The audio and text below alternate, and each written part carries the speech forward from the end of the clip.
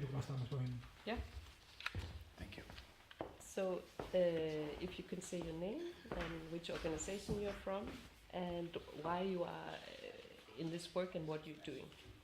Okay, so my name is Samar Naklah. I come from Combatants for Peace. We're a volunteer-based organization that does binational work between Palestinians and Israelis. So for every Palestinian, there's a or like somebody that's working along with them on different subjects, different areas. It depends on the type of work that we're doing. We give a lot of in-house meetings where we teach about how we became an organization, what we do, and all those different aspects. I'm here because I feel like there's a certain part of the Palestinian community that is not really represented, and that's the refugees of 1948. And that's very important to me to tell the world that it's not 1967, that there is another history that is being ignored. And that was very important to me because I was raised with grandparents that were refugees from that time.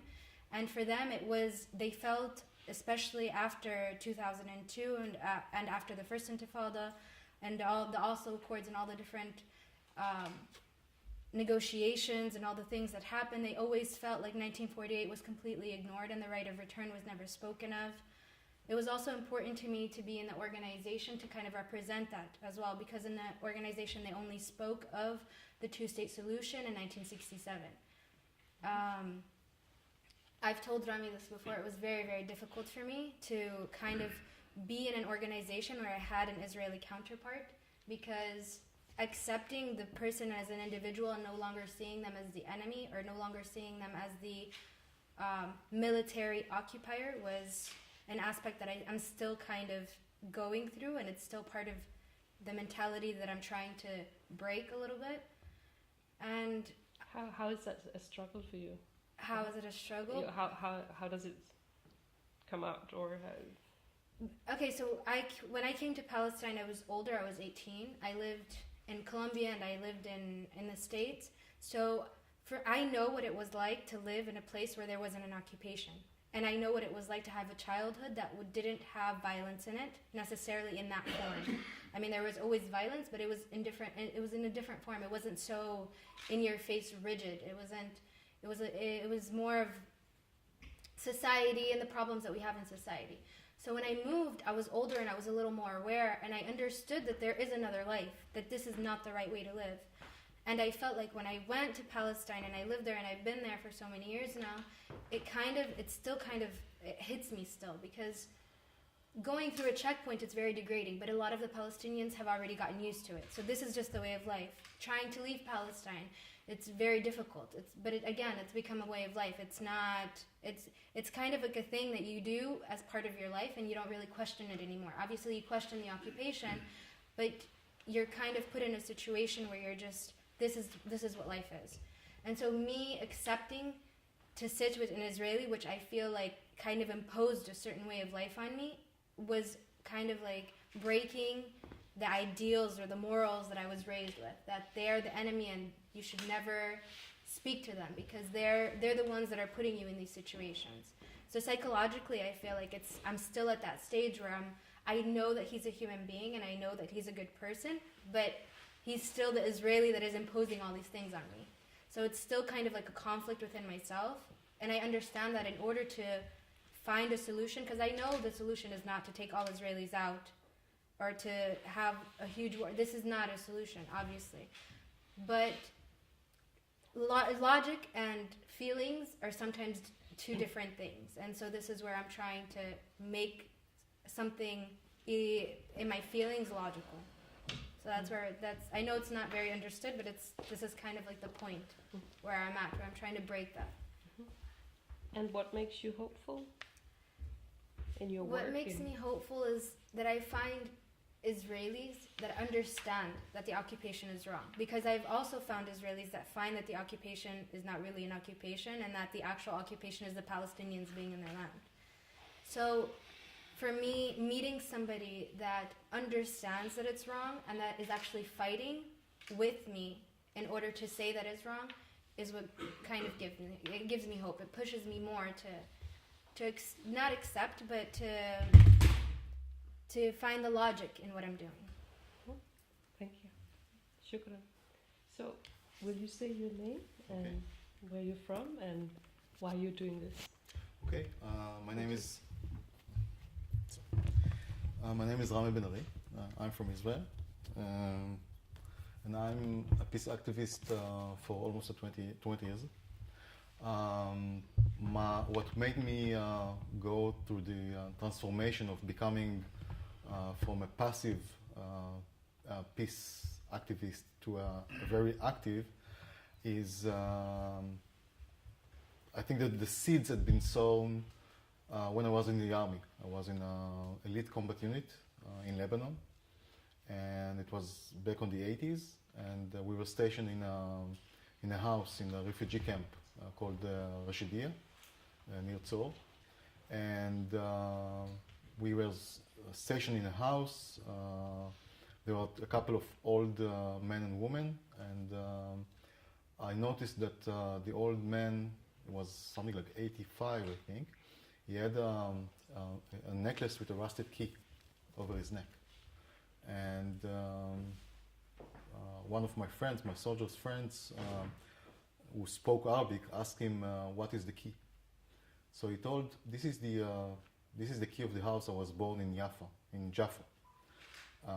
We've been expelled from this house on 48.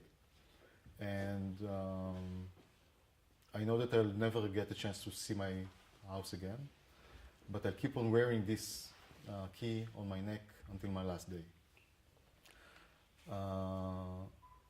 So this actually was the first very meaningful seed that had been sown within me. And I've been grew up in an environment that considered peace to be something which is sacred, something that we need to strive for, need to do everything, but not very active. So when I started my life as an adult, after university and after establishing a family, I started to be an activist of an organization which is called Peace Now, which is a purely Israeli organization that is not communicating or interacting with the Palestinian side.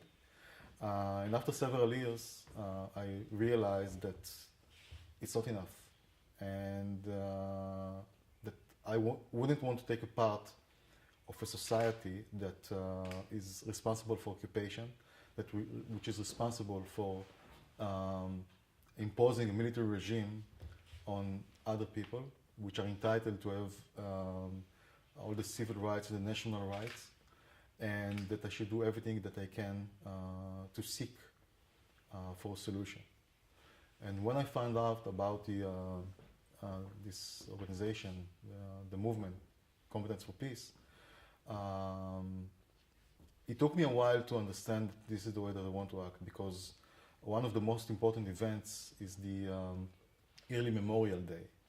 In Israel, for Israelis, the Yearly Memorial Day, which is very adjacent to the Independence Day, it's something which is very sacred. They are honoring the victims of wars. And by being aware that there's an organization that on the very same day have a ceremony of honoring the victims from both sides, both Palestinian and Israelis, which are victims of the violence, it's something that took me several years to digest, to understand that regardless of nationality, regardless of the importance of being a loyal citizen to my nation, there are things which are more important. And violence is violence, and victims and victims, and blood is blood. And the only way to find ways out of this mess, out of this conflict, out of this death and loss is by trying to find what unified us. And by the fact that this organization, Combatants for Peace, is a completely balanced organization. So it's not an Israeli organization, it's not an Israeli NGO that is helping the Palestinians. It's a pure Palestinian-Israeli organization that is balanced and with equity of all the we have for both for each and every position there is a Palestinian and Israeli, and by the fact that we are having a ceremony amongst all the other activities that we are doing on a daily basis that gives the same place, the same weight to the victims from both sides, this is the sign of hope. And only by being able to bridge and communicate over differences. Samar and I don't think the same about the possible solutions, but we do agree that occupation and the military regime is bad for both of us, and we should do whatever we can in order to unify our forces and fight with no violence against the occupation. And once we'll be able to overcome the occupation, then we can discuss and decide what is going to be about the refugees and about the right to return and about where should be the borders. We still have a long way to go, but we are doing, baby steps, one step at a time. Thank you very much. Could you just, two of you, just say what kind of support is important for you in your work? I think that Israel, I speak as an Israeli, so I think that Israel in a phase in which, considering all what's happening inside Israel with the draft of the public towards the right, I think that only international pressure will make things different. And we need the entire world support to put pressure on our government to do steps from peace. For example, we don't need more submarines from Germany. We need support, money, or political force, political pressure. So we will do something, stop building settlements, stop arresting Palestinians. I felt very hard the fact that I'm coming with Samar to this convention, this conference, and the fact that she had to go through Amman without being able to fly with me from the Israeli airport, or the fact that there's no airport in Palestine. And this is something, or whenever I'm traveling for business, I'm high-tech executive. When I'm flying with some of my Israeli-Palestinian colleagues to a conference, what the Israeli-Palestinian had to go through in the border control, this is very humiliating, and I would like to do anything that should be done in order to stop this. Thank you. And for you, what kind of support? For me as a Palestinian, I don't want to say international support because I feel like that's not enough, especially in regards to not just the society, but the situation in general. The politics in Palestine right now is not very stable. The situation it's not known. There is no solution for us.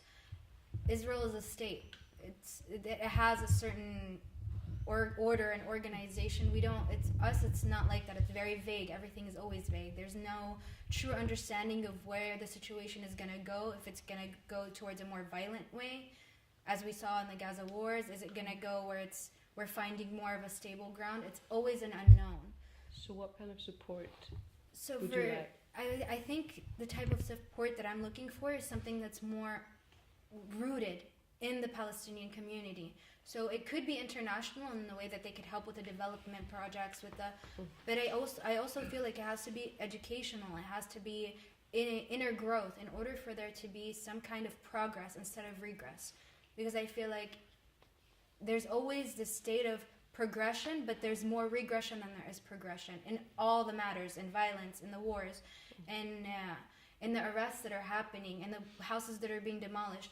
You feel like, okay, you find a couple peace groups that are willing to help, but that's not enough. It's not enough for the person that no longer has a house, and it's not enough for the person that their child was shot because he was accused of something. So more support, more attention. Yeah, it's more attention, more...